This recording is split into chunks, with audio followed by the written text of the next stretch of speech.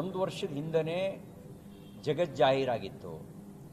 ಆ ಸಂದರ್ಭದಲ್ಲಿ ತೇಪೆ ಹಾಕುವಂಥ ಕೆಲಸವನ್ನು ಮಾಡಿ ಅವತ್ತೇ ಮಂತ್ರಿಯನ್ನು ವಜಾ ಮಾಡಬೇಕಾಗಿತ್ತು. ಇಷ್ಟಾದ ಮೇಲೂ ಕೂಡ ವಜಾ ಮಾಡದೆ ಇಟ್ಕೊಂಡಿರೋದನ್ನು ನೋಡಿದಾಗ ಮಾನ್ಯ ಮುಖ್ಯಮಂತ್ರಿಗಳ ಕೃಪಾ ಕಟಾಕ್ಷದಲ್ಲೇನೆ ಅಬ್ಕಾರಿ ಸಚಿವರು ಭ್ರಷ್ಟಾಚಾರ ನಡೆಸ್ತಾ ಇದ್ದಾರೆ ಅನ್ನೋದು ಸ್ಪಷ್ಟ ಆಗುತ್ತೆ. ಈ ಸರ್ಕಾರವೇ ಭ್ರಷ್ಟಾಚಾರದಲ್ಲಿ ತೊಡಗಿದೆ. ಎಲ್ಲ ಇಲಾಖೆಗಳಲ್ಲೂ ಭ್ರಷ್ಟಾಚಾರ ತಾಂಡವವಾಡ್ತಾ ಇದೆ. ಯಾರು ಈ ಸರ್ಕಾರವನ್ನು ಬೆಂಬಲಿಸಿದ್ರೋ ಅವರೇ ಇವತ್ತು ಮಾತಾಡ್ತಾ ಇದ್ದಾರೆ, this government is most corrupted government ಅಂತ ಅವರೇ ಮಾತಾಡ್ತಾ ಇದ್ದಾರೆ. ಆ ಥರದ ಒಂದು ವಾತಾವರಣ ಇವತ್ತು ನಿರ್ಮಾಣ ಆಗಿದೆ. 60% ಆರೋಪ ಯಾರು ಮಾಡಿದ್ರು? ಗುತ್ತಿಗೆದಾರರೇ ಮಾಡಿದ್ದು 60% ಆರೋಪನ. ಇವತ್ತಿದು ಭ್ರಷ್ಟಾಚಾರದ ಚರಮ ಸೀಮೆಗೆ ತಲುಪಿದೆ. ಮುಖ್ಯಮಂತ್ರಿಗಳು ಕೂಡ ಇನ್ನೆಷ್ಟು ದಿನ ಇರ್ತೀನೋ, ನಾಳೆ ಮತ್ತೆ ಅವಕಾಶ ಸಿಗಲ್ಲ, ಇದ್ದಾಗ ಎಷ್ಟು ಸಾಧ್ಯ ಆಗುತ್ತೆ ಅಷ್ಟು ಚೀಲ ತುಂಬಿಸ್ಕೊಳ್ಳೋಣ ಅನ್ನುವಂಥ ಚೀಲ ತುಂಬಿಸ್ಕೊಳ್ಳುವ ನೀತಿಯನ್ನು ಅಳವಡಿಸ್ಕೊಂಡ್ಬಿಟ್ಟಿದ್ದಾರೆ.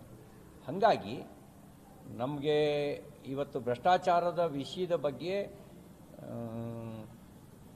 ಈ ಸರ್ಕಾರದಲ್ಲಿ ಆ ಭ್ರಷ್ಟಾಚಾರಿಗಳಿಗೆ ಪ್ರೋತ್ಸಾಹ ಕೊಡುವಂಥ ಒಂದು ವ್ಯವಸ್ಥೆ ನಿರ್ಮಾಣ ಆಗಿದೆ.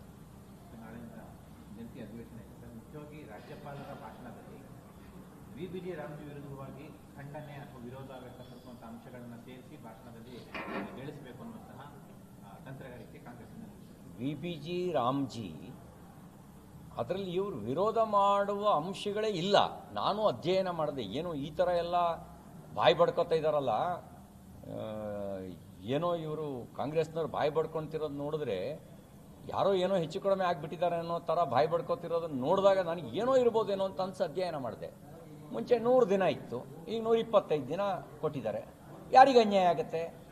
ಮುಂಚೆ 100 ದಿನ ಕೂಲಿ ಕೊಡಬೇಕು ಅಂತಿದ್ರೆ ಈಗ 125 ದಿನ, 25 ದಿನ ಜಾಸ್ತಿ ಸಿಗ್ತಾ ಇದೆ. ಅನ್ಯಾಯ ಯಾರಿಗಾಗ್ತಾ ಇದೆ? ಮತ್ತು ಮುಂಚೆ ಆಸ್ತಿ ನಿರ್ಮಾಣಕ್ಕೆ ಒತ್ತು ಕೊಡ್ತಿರ್ಲಿಲ್ಲ, ಕೂಲಿ ಕೊಡೋದು ಅಷ್ಟೇ ಆದ್ಯತೆ ಆಗಿತ್ತು. ಈಗ ಆಸ್ತಿ ನಿರ್ಮಾಣಕ್ಕೆ ಒತ್ತು ಕೊಡ್ತಾ ಇದೆ. ಇದು ಅಪರಾಧವಾ? ಆಸ್ತಿ ನಿರ್ಮಾಣಕ್ಕೆ ಒತ್ತು ಕೊಡೋದು?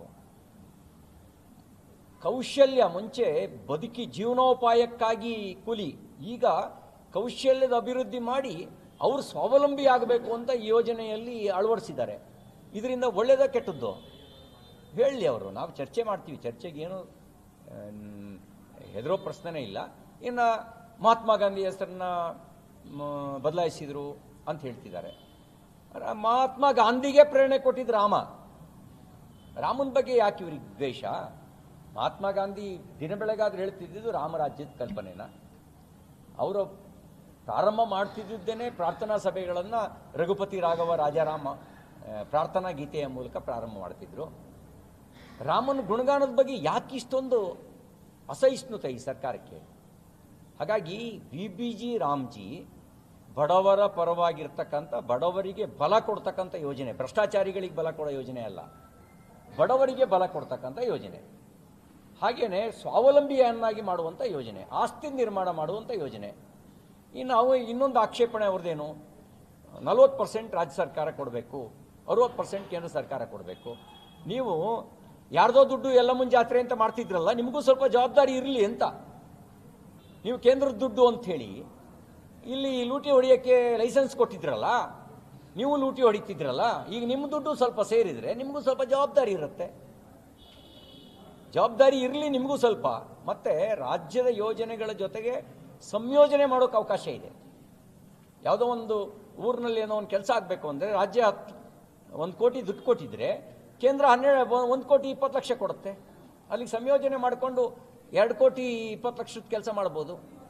ಇದರಿಂದ ಆಳವಾಗಿ ಅಧ್ಯಯನ ಮಾಡಿದ್ರೆ ನಷ್ಟ ಇಲ್ಲ, ಲಾಭ ಇದೆ. ಏನಾಗುತ್ತೆ, ಎಲ್ಲದನ್ನೂ ವಿರೋಧ ಮಾಡುವಂಥ ಒಂದು ಮಾನಸಿಕತೆ, ಅದು ಬಹುಶಃ ನನಗನ್ಸೋದು ಈ ಬೌದ್ಧಿಕ ದಿವಾಳಿತನದ ಪರಿಣಾಮ. ಕಾಂಗ್ರೆಸ್ಸು ಸ್ವತಂತ್ರ ನಂತರ 1 ದಶಕದ ಆಸುಪಾಸಿನಲ್ಲೇ ಬೌದ್ಧಿಕ ದಿವಾಳಿತನಕ್ಕೆ ತಲುಪಿಬಿಡ್ತು. ಆ ಬೌದ್ಧಿಕ ದಿವಾಳಿತನವನ್ನು ದುರುಪಯೋಗ ಪಡಿಸ್ಕೊಂಡು ಅವರು ಎಡಪಂಥೀಯರು, ಅವರು ಪ್ಯಾರಾಸೈಟ್ಗಳಾಗಿ ಕಾಂಗ್ರೆಸ್ ಒಳಗೆ ನುಸುಳುಬಿಟ್ರು. ಆ ನುಸುಳಿದವರ ಮಾನಸಿಕತೆಯ ಪರಿಣಾಮವಾಗಿ ಹಿಂಗೆಲ್ಲ ಮಾತಾಡ್ತಾರೆ.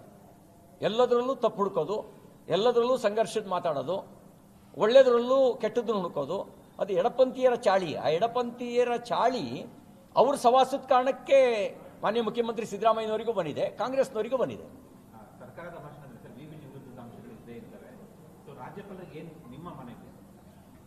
ನೋಡಿ, ರಾಜ್ಯಪಾಲರು ಈ ಸರ್ಕಾರ ಬರ್ಕೊಟ್ಟಿದ್ದನ್ನು ಓದಬೇಕು, ಓದ್ತಾರೆ. ಆದರೆ ಜನಮಾನಸದಲ್ಲಿ ಈ ಸರ್ಕಾರದ ಬಗ್ಗೆ ಸದಭಿಪ್ರಾಯ ಇಲ್ಲ. ಈ ಸರ್ಕಾರ ಒಳ್ಳೆ ಕಾರಣಕ್ಕೆ ಅಂಥೇಳಿ ಒಂದು ದಿನವೂ ಸುದ್ದಿಯಾಗಿಲ್ಲ. ಭ್ರಷ್ಟಾಚಾರ, ಬೆಲೆ ಏರಿಕೆ, ರೈತರ ಆತ್ಮಹತ್ಯೆ, ಅತ್ಯಾಚಾರ, ಪ್ರಾಮಾಣಿಕ ಅಧಿಕಾರಿಗಳ ಆತ್ಮಹತ್ಯೆ, ಅಧಿಕಾರಿಗಳ ರಾಸಲೀಲೆ, ಇಂಥ ಕೆಟ್ಟ ಕಾರಣಕ್ಕೆ ಈ ಸರ್ಕಾರ ಸುದ್ದಿ ಆಗ್ತಾ ಇದೆ. ಹಾಗಾಗಿ ಏನು ಹೇಳಿದ್ರು ಜನರ ಮನಸ್ಸಿನಲ್ಲಿ ಇರೋದನ್ನು ಬದಲಾಯಿಸೋಕ್ಕಾಗಲ್ಲ. ಇವರು ಯಾವುದನ್ನು ಏನು ಹೊಗಳ್ಕೊಂಡ್ರೂ ಕೂಡ ಜನರ ಮನಸ್ಸಿನಲ್ಲಿ ಇರೋದನ್ನು ಬದಲಾಯಿಸೋಕ್ಕಾಗಲ್ಲ. ಗ್ರಾಮೀಣ ಭಾಗದಲ್ಲಿ ಬಸ್ಸು 4 ಬಸ್ ಬರ್ತಿದ್ರೆ 2 ಬಸ್ಸಿಗೆ ಇಳಿದಿದ್ದಾವೆ. ಆ 2 ಬಸ್ಸು ಮಾಡಲಾಗಿದ್ದಾವೆ, ತೊಳ್ಕೊಂಡೇ ಹೋಗಬೇಕು. ಆ ಪರಿಸ್ಥಿತಿ ಇದೆ. ಇದೆಲ್ಲ ಜನರ ಅನುಭವದಲ್ಲಿದೆ. ಹಾಗಾಗಿ ಇವರು ರಾಜ್ಯಪಾಲರ ಹತ್ರ ಏನು ಹೇಳಿಸಿದ್ರು ಅದು ಔಪಚಾರಿಕ ಅಷ್ಟೇ. ಜನರ ಮನಸ್ಸಿನಲ್ಲಿ ಇರೋದೇ ಬೇರೆ. ರಾಜ್ಯಪಾಲರು ಭಾಷಣ ಓದಬಹುದಾ ಅವರ ವಿವೇಚನೆ ಬಿಟ್ಟಿದ್ದು. ಆದರೆ ರಾಜ್ಯ ಸರ್ಕಾರ ಅದು ಕಡ್ಡಾಯವಾಗಿ ಓದಲೇಬೇಕು ಅನ್ನುವಂಥ ಮನಸ್ಥಿತಿ ಹೇಳಿಸ್ಬೋದು, ಹೇಳಿಸದೇ ಇರ್ಬೋದು, ಅದು ಪ್ರಶ್ನೆ ಬೇರೆ. ಆದರೆ ಜನಾಭಿಪ್ರಾಯನ ಬದಲಾಯಿಸೋಕ್ಕಾಗಲ್ಲ. ರಾಜ್ಯಪಾಲರ ಹತ್ರ ಏನೇ ಹೇಳಿಸಿದ್ರು ಜನಾಭಿಪ್ರಾಯನ ಬದಲಾಯಿಸೋಕ್ಕಾಗಲ್ಲ. ಜನರ ಮನಸ್ಸಿನಲ್ಲಿ ಈ ಸರ್ಕಾರದ ಬಗ್ಗೆ ಒಂದು ನೆಗೆಟಿವ್ ಸೆಟ್ ಆಗಿಬಿಟ್ಟಿದೆ. ಯಾಕೆ ಅಂದರೆ 2.5 ವರ್ಷದಲ್ಲಿ ಒಳ್ಳೆ ಕಾರಣಕ್ಕೆ ಈ ಸರ್ಕಾರ ಸುದ್ದಿಯಲ್ಲಿ ಇಲ್ಲವೇ ಇಲ್ಲ.